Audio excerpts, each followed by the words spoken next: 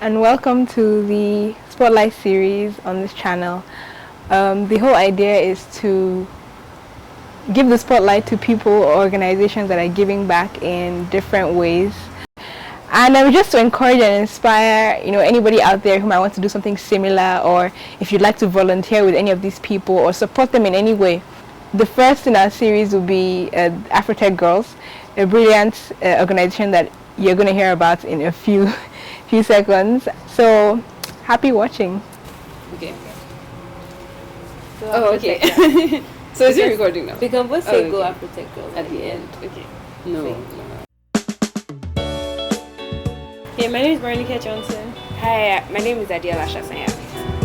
Together, we founded Afro-Tech Girls with our co-founder Yvonne Alana, who unfortunately can't be with us today. I am an electrical engineer with an enthusiasm for energy development in developing countries. I'm a chemical engineer. I have a strong interest in the oil and gas sector as well as renewable energy, especially from biomass. After my master's, I was thinking of how I could give back when I moved home to Nigeria, and I felt as though there weren't enough people mentoring or encouraging young girls to be interested in science and technology. So after a while, I thought I could do it by myself, but then I realized that you can't really do stuff on your own. Luckily, I have two very good friends, Veronica and Nkem, who are also engineers and share the same passion. So we met up a few months after and we started working on Afro-Tech Girls. For me, when Diola came to me with the idea of Afro-Tech Girls, I thought that it was a brilliant idea. Like she said, there are not enough young girls getting the encouragement that they need to actually join the STEM industry and stay in the industry. So we've been able to get our third member on the phone, Nkem Alana, and so she's just going to talk a little bit about, her own inspiration for joining Afro-Tech Girls. So over to you, Nkem. Hi guys, so my name is Yvonne Alana. I'm a mechanical engineer by training, so I have my first degree in mechanical engineering and I have a master's in technical entrepreneurship and management. Been involved in a couple of programs with kids because that's my passion, basically working with children to encourage them to reach their full potential. My inspiration behind joining ATG, so growing up, based on my choice to study a STEM program, I've always been in the minority. So with mechanical engineering in my class, I was amongst the minority, with the entire class being full of guys. And then even now on my job, I'm still experiencing that. So when Diola first told me about the idea to start up ATG, I jumped at the idea of working with her and Veronica in forming an organization that's focused on encouraging young African girls to study STEM programs. Our mission at Afro-Tech Girls, like we said, is to encourage girls that are already interested and girls that may not necessarily have interest in STEM to pursue that line and to actually gain encouragement. We want to empower them, we want to educate them in these fields, because we believe that it's important for women to be represented in as many fields as possible. The more women you have, the more people you have.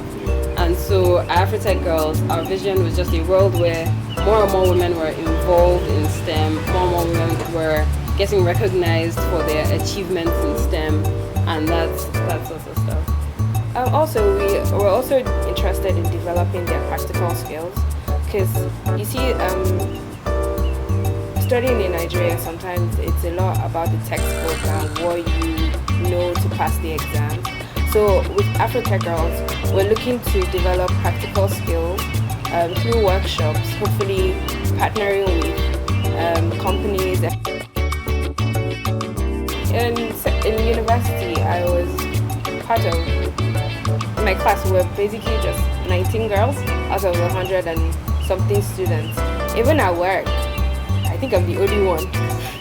It depends, it varies on how people come in and go, but most times I'm usually the only one in my team. And I completely agree with Diola's sentiments. I mean, you'd be at a meeting at work and people just don't think you're an engineer. They just assume that everybody else is an engineer and you're someone's either PA or secretary or something, you know. And then you actually kind of say, no, I'm part of the team. You know, I'm also an engineer. The women in the sciences are just very, very underrepresented, and so I think it's like we could do this for all children, and we could expand this to be for everyone. But I think that it's important for girls to feel like the sciences are not a male-dominated field as they tend to do. By actually focusing on girls, particularly girls at this developing stage of their education, I think that just empowering them to continue into engineering, continue into technology, computer science, medicine, etc. I think it's very important for girls to have that encouragement. Well, earlier in the year, we had our first event that was called the Silence competition. The Silence competition. It was basically a competition for girls in secondary school, senior secondary school. And the questions were based on science, math and English? No, just science and math. We realized that if we can continue on with programs like the competition, it would really inspire them to work hard and work better in teams and just spark their interest in the science field. We have an upcoming event with the Lagos State Electricity Board, which is the solar energy boot camp. And so what that's going to be is like a day.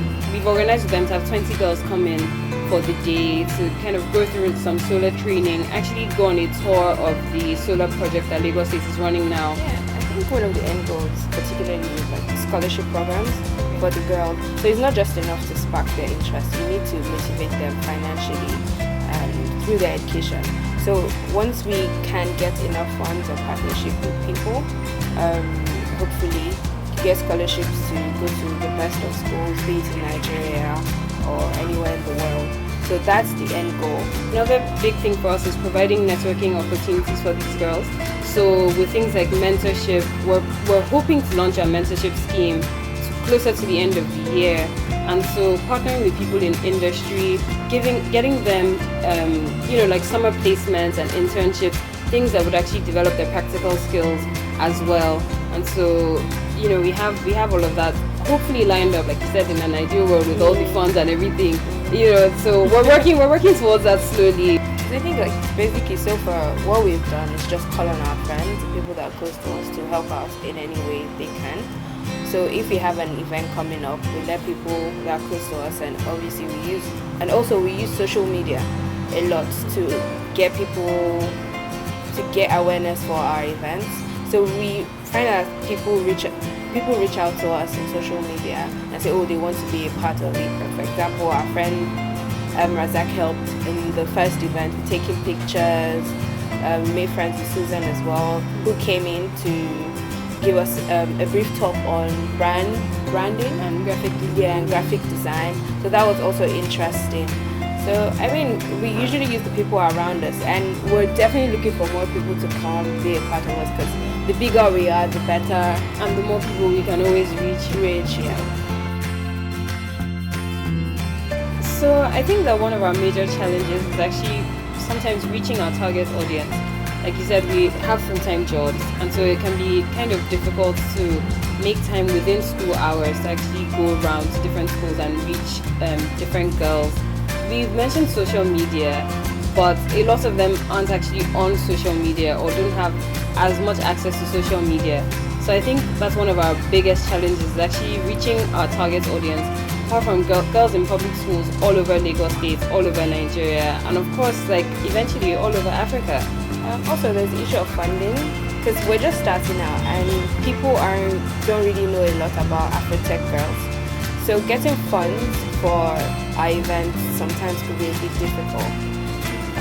Sometimes we've actually been really lucky, and then we meet people random events. Like the other day we were at a cafe just wrapping the gifts that we had already bought for the Silas competition, and then we randomly met a guy, his name is Mr. Nkeme. Yeah, Mr. Nkeme. Yeah. And then he was like, wow, what are you guys doing? that he really wants to know about Afro-Tech Girls and he's interested. So from that, like, we were encouraged there. We were encouraged on that day. But the thing is, like, what if we weren't there? Like, I forgot to mention, he actually ended up sponsoring our first prize for our Silence competition. So meeting him was very, very crucial for our Silence competition. He really helped us in getting that started. Building those connections and getting people to actually trust us and see that we are about Afro-Tech Girls. We do want this to work, and we're willing to work hard to kind of make that happen. It's really important. Just building people's trust in us. I think one thing that everyone that wants to do something, especially if it's a not for profit, is don't be afraid. Even if you feel like this task is beyond me, just give it a try. Just start. If it's talk to your mom, your sister, your friends, anybody, people you work with, you'll be really shocked to find out how much people are interested in things that you're thinking of. So once you find people that share similar interests with you, definitely work with them, talk with them, and just don't be afraid. Just start. That's my advice. I completely agree with Diola's advice. Just start. Like she said, you always think that, oh, nobody else is really interested or nobody else is really doing this. But once you actually start and you start talking to people about your ideas, you kind of realize that actually a lot of people are interested and a lot of people are doing this, and so you just continue expanding your network bit by bit. And I think it works. Let me put it like that. You grow organically first, and we hope that you then you blow. Like, as long as you have your intentions, then I think that passion in you would definitely show through, and it would definitely encourage. It would encourage you on the dark days. Let me put it like that, where you feel like nothing is going right. People want to start something similar. I think it's just start, because most of the time we get so buried into trying to plan everything and make everything seem perfect before we go. With ATG, we had a couple of moments where we were like, oh, is this perfect now? Is this, maybe we need to tweak this, maybe we should do this better. And then the first major thing started when we decided, okay, we're just going to do it. Make sure you have the right team, because I think, the three of us, it's been amazing working together so far. Once you have the right team, you have the right idea, I know where you're going. You should just start working towards it. Okay, so we're present on social media. We're both on Facebook and Instagram. And from our website, you can see information about our past events, upcoming events. Also, like if you want to volunteer with us or sponsor in any way, you would also find all of that information on our website. So I think that's a really good place to start, actually. And then you can go to Facebook and Instagram as well. So thank you for having us here today and allowing us to share our story. It's been very exciting. We can't wait to hear feedback and comments from everyone watching. And don't forget to visit our website, www.afrotechgirls.org. Thank you. Thank you. Bye.